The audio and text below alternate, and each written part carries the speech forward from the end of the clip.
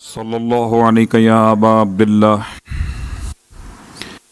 وعلی الارواح التي حلت بفنائک۔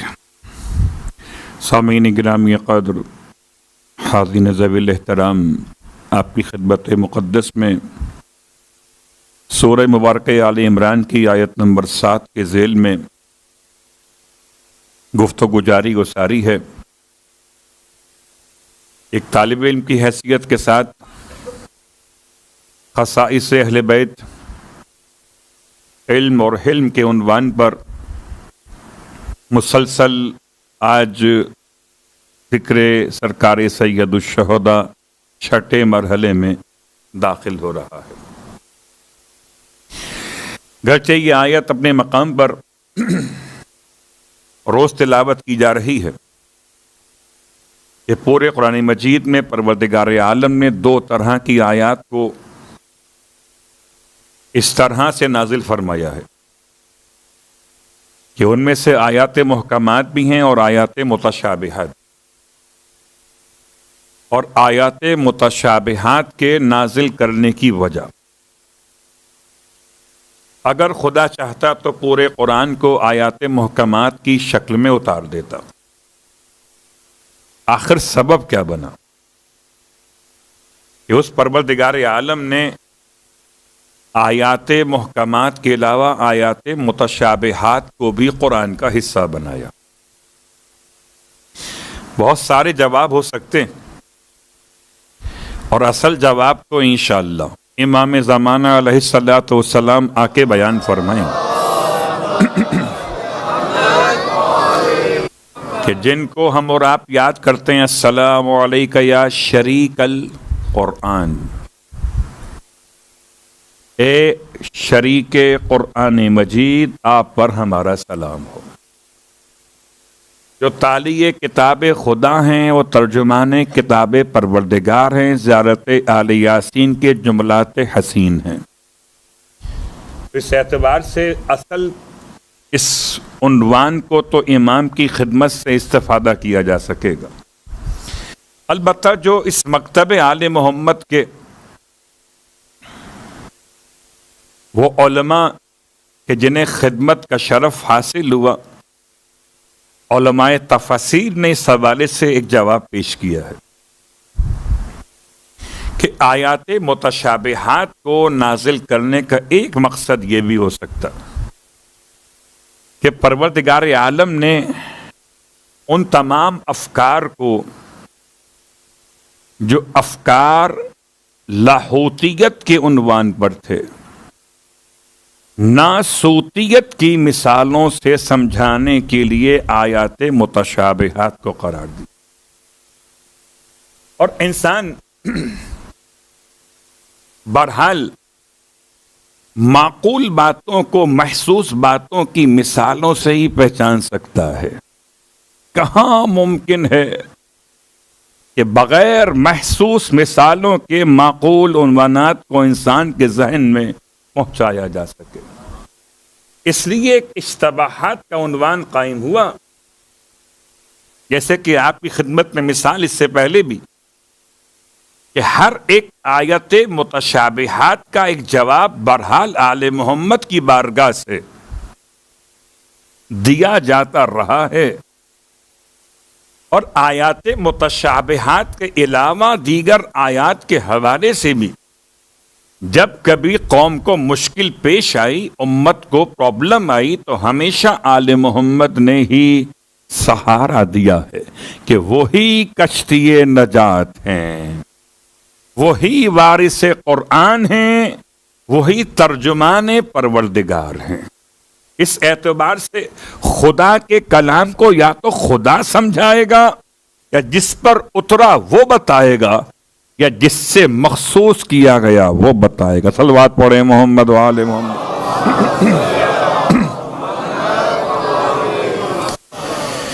تو آپ کی خدمت میں امام محمد باقر علیہ السلام کی شخصیت پر آتے ہوئے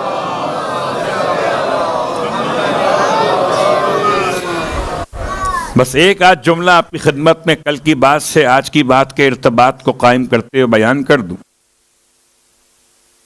کہ امام کے علمی مظاہر جو کل بیان کیے گئے وہ آپ کے خطبے کے عنوان سے، آپ کی دعاؤں اور مناجات کے حوالے سے پانچویں امام کے والد اور کربلا کے تمام شہادتوں کے عینی گواہ، وارث سرکار سید الشہداء،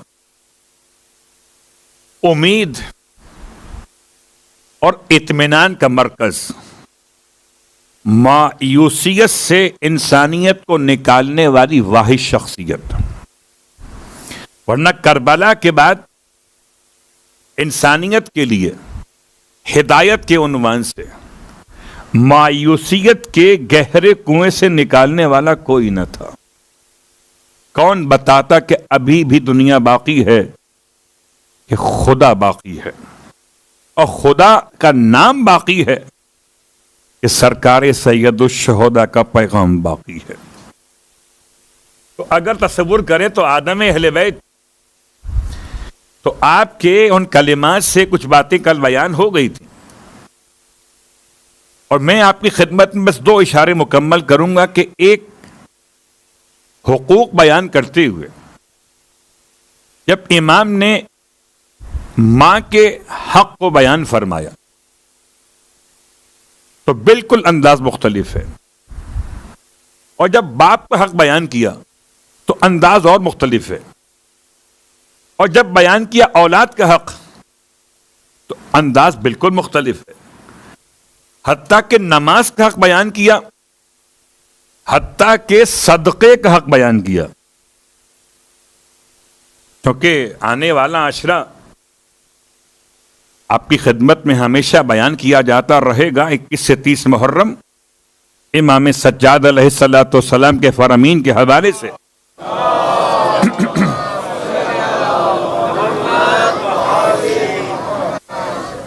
تو اگر کبھی اپنا حق آپ کو پہچاننا ہو کہ آپ کا کیا حق ہے، تو بجائے اس کے کہ آپ کسی سے پوچھئے، آپ امام سے پوچھئے. آپ اگر والد ہیں تو بھی امام بتائیں گے، اگر آپ اولاد ہیں تو بھی امام بتائیں گے، اگر آپ ملازم ہیں تو بھی امام بتائیں گے، اگر آپ فیکٹری کے مالک ہیں تو بھی امام بتائیں گے، اگر آپ نمازی ہیں تو بھی امام بتائیں گے، اگر آپ صدقہ نکال رہے ہیں تو بھی امام بتائیں گے. کوئی پہلو امام نے حقوق کے مسئلے پر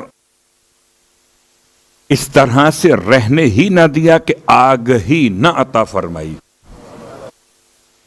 ایک جملہ صرف ماں کے حوالے سے فرماتے ہیں کہ جہاں تک تمہاری ماں کے حق کا تعلق ہے،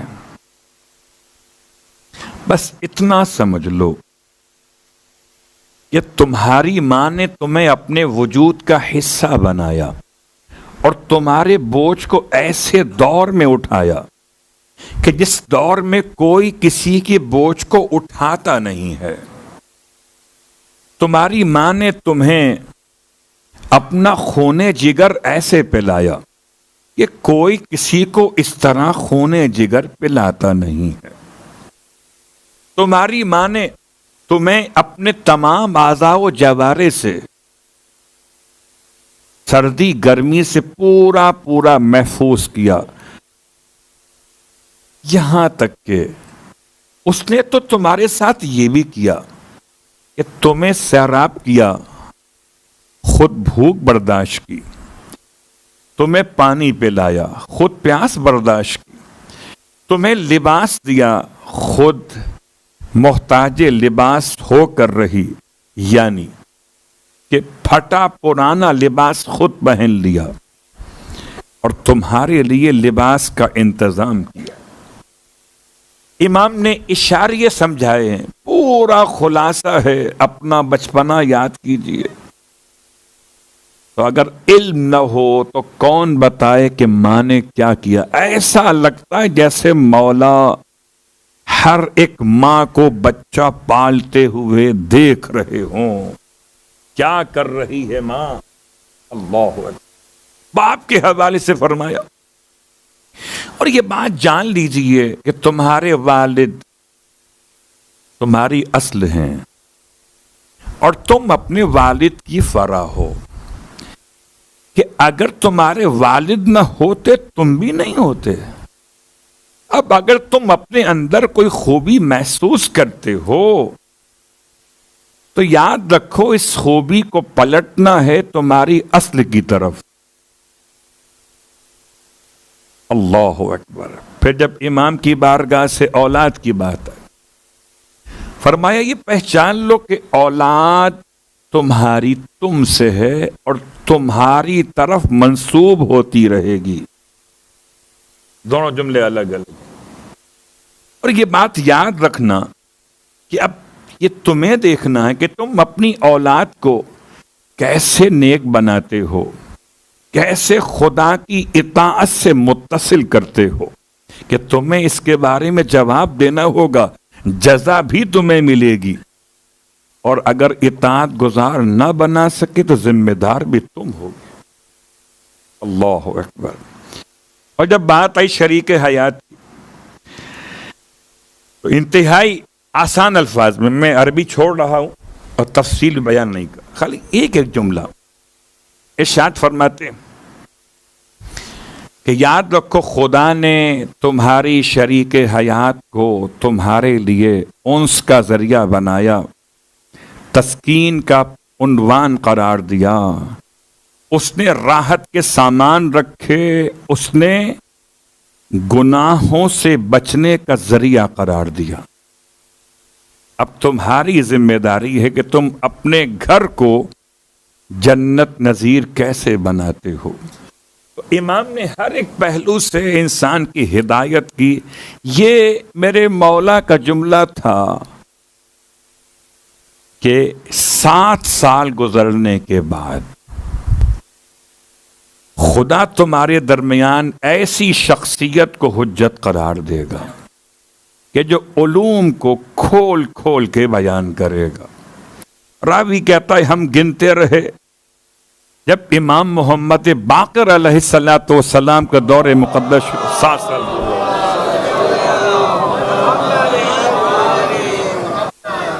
تو جانے والا علم اور حلم کے اعتبار سے آنے والے کا پتہ بتا رہا ہے تاکہ ہر دور کے انسان کو عالم بھی ملیں اور حلیم بھی ملیں. اور یقیناً خدا کا فیصلہ ہر دور کے اعتبار سے. اور اب چوتھے امام کے دور سے میں متصل ہو گیا آپ کے توسل سے 5ویں امام کے دور کے ساتھ. 5ویں امام کا دور میرا عنوان صرف 2 علم اور حلم. 5ویں امام کی بارگاہ مقدس تو اتنی معتبر کہ آپ کے لقب سے ہی آپ کی شخصیت کی عکاسی ہوتی ہے. اس سے اول محمد سلام بھیجیں اور اول محمد سلام بھیجیں اور سلام پہنچانے والا آپ کو نہ شاکر کہہ کے ڈھونڈے, نہ فاضل کہہ کے ڈھونڈے, نہ علیم کہہ کے ڈھونڈے, نہ حلیم کہہ کے ڈھونڈے تو عین الباقر کہہ کر ڈھونڈے. باقر لفظ مکمل ہوتا ہی نہیں جب تک کہ آگے علوم نہ لگا ہوا ہو. عین باقر, عین باقر تلاش کرتے تھے جناب جابر ابن عبداللہ انصاری کہ سرکار نے سلام بھجوایا سرکار کی طرف. محمد سے محمد تک کا سفر صحابیت کی معراج. صلوات پڑھیں محمد علیہ.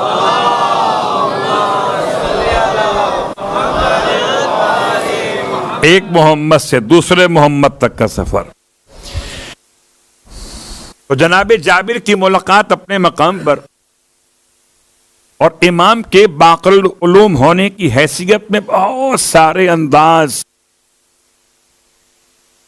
اور اس سے پہلے کہ میں سوال امام کی بارگاہ میں کیے گئے اور ان کے جوابات آپ کی خدمت میں پیش کروں تاکہ علمی مظاہر کو بیان کر سکوں, ایک خاص تحفہ امام محمد باقر علیہ السلام کا جو آپ سب کے لیے انتہائی آسان اور انتہائی مجرب تحفہ ہے.